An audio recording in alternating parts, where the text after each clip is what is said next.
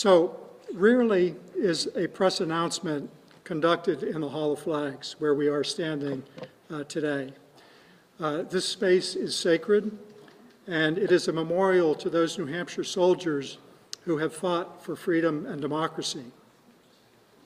Behind me and on the walls around the room are the bullet-riddled, shrapnel-torn, and blood-stained flags carried into the major battles and skirmishes of the Civil War. New Hampshire soldiers associated with these flags fought against the worst form of oppression, and they fought to preserve the union of individual states. 125 of those soldiers were African American. The remaining flags and memorial rolls in the hall reflect subsequent wars to protect freedom, democracy, individual rights to vote, and the ability to run for office. This display is a reminder, a daily reminder, and a testament to the character, courage, and sacrifice of New Hampshire citizens. And it is fitting, just a few days after Veterans Day, that these remarks be delivered here. New Hampshire has held the first-in-the-nation presidential primary election for over 100 years. In fact, just last Monday, I attended the funeral of Sybil Dupuy, who was the great-granddaughter of Richard Bullock, a lifelong farmer, and the Democratic state representative from Richmond, New Hampshire, who authored New Hampshire's presidential primary law 110 years ago. New Hampshire became the leadoff primary in 1920 by default, and it has been first ever since. Nearly 50 years ago, former Democratic State Senator Jim Splain, who I just introduced to you, helped protect that tradition by sponsoring the state law requiring the New Hampshire presidential primary be held at least 7 days before any similar event. We did not take the first-in-the-nation primary from anyone, and we will vigorously defend it.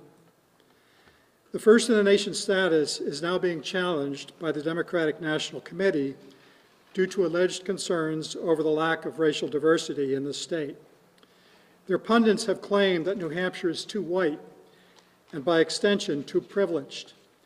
A couple of months ago, I heard a former chair of the DNC talk on a talk show asking the voters of New Hampshire if they knew what it was like to live on a dirt road. And the answer to that, of course, is yes, we do. And I would add that you cannot truly appreciate a dirt road until you have experienced one during a New Hampshire mud season.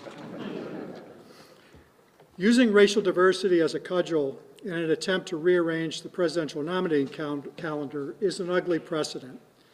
At what point does a state become too old, or too wealthy, or too educated, or too religious to hold an early primary? The truth is, there is no individual state that truly reflects the makeup of America, and no state is more American than any other state. With that said, diversity is not the real issue at play in this debate. At stake is who gets to determine the nominee of the party. The elites on a national party committee by controlling the nominating calendar, or the voters. New Hampshire believes the voters of each state should decide who they prefer as the nominee to be president, not power brokers in Washington, D.C. That is why Representative Stephen Bullock wrote the New Hampshire presidential primary law in the first place.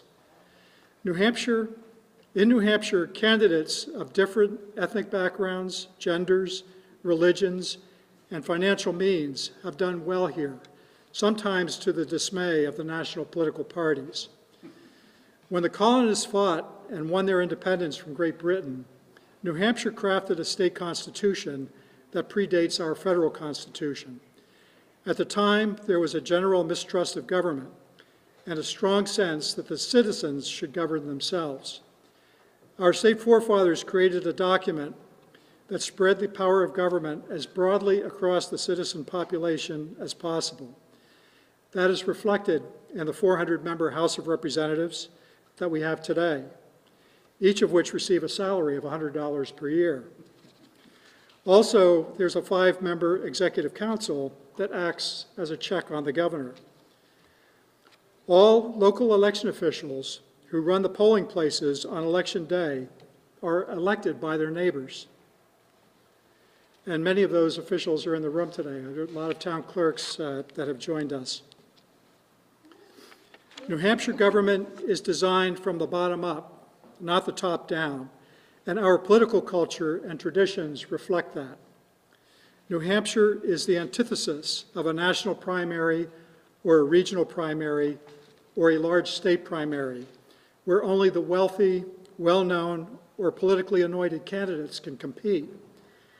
A small state geographically, with a population of 1.4 million citizens, is the one place where any qualified United States citizen can run for president and have a shot. If you had the childhood dream of growing up to be president of the United States, you can try and make that a reality in New Hampshire.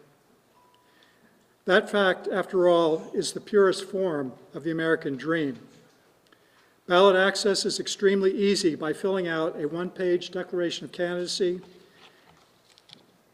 and payment of a $1,000 filing fee. And if a candidate cannot afford the fee, the candidate simply has to collect 100 nomination signatures from around the state and submit that instead. It is far easier for most candidates to run for president in New Hampshire, in the New Hampshire primary, than it is for them to run in their own home state. The state has a receptive and engaged electorate, a trait that has developed and matured over the last 100 years. For a lesser-known candidate, being able to run in a leadoff primary is critical to their potential success. For the most part, they are serious candidates who believe they have something to offer the country, and New Hampshire voters will give them a shot. To bring my remarks full circle, New Hampshire still represents the values and the principles of the soldiers who carried these flags, and the government and political climate we have created here reflects the reason for their sacrifice and courage. In today's society, it seems that we are quick to eliminate traditions and ignore them. But I would like to think that 100 years from now, the people of this country will really be glad that we kept this one. Now, there are 21 candidates who have signed up to run in the Democratic primary, and that's an example of what that ballot is going to look like on Election Day. And then on the Republican side, we have 24. And I think that there are very few states in the country, if any, that have this level of competition in a presidential primary. With that said, the date of the New Hampshire First in the Nation presidential primary will be January 23rd, 2024. Boy, that was almost a big mistake. That date complies with our state statute, requiring our presidential primary to be at least 7 days before any similar event, and it preserves the position of the traditional Iowa caucus.